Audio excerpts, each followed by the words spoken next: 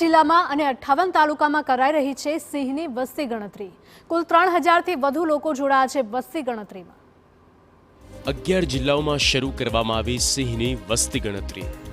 સિંહની વસ્તી ગણતરીમાં જૂનાગઢ, ગીર સોમનાથ, અમરેલી, ભાવનગર, બોટાદ, રાજકોટ, જામનગર, પોરબંદર, સુરેન્દ્રનગર સહિત 11 જિલ્લાનો સમાવેશ કરવામાં આવ્યો।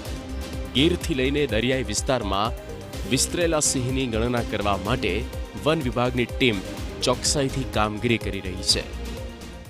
આ સિંહ ગણતરીમાં ન્યૂ ટેકનોલોજી પણ સામેલ કરવામાં આવી છે।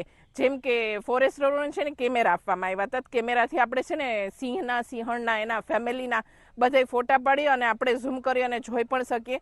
અને AI ટેકનોલોજી પણ સામેલ કરવામાં આવી હતી કે જેથી આપણે સિંહ ગણતરી કરવામાં ઇઝી પડે। અને GPS સિસ્ટમ પણ આમાં ઇન્ક્લુડ કરવામાં આવ્યું હતું કે જેનાથી ગણતરી ઇઝી થઈ શકે। અમરેલી જિલ્લામાં Rajula, Jafrabad, Pipavav port, coastal belt વિસ્તારમાં સિંહની મોટી સંખ્યામાં નોંધણી જોવા મળી છે। આ દરેક સિંહના ફોટોગ્રાફ્સ, રૂબરૂ અવલોકન, સિંહના શરીર પર રહેલા નિશાન, કેશવાળી, પંજાના નિશાનનું વિશ્લેષણ વગેરેના આધારે માહિતી એકત્રિત કરવામાં આવી।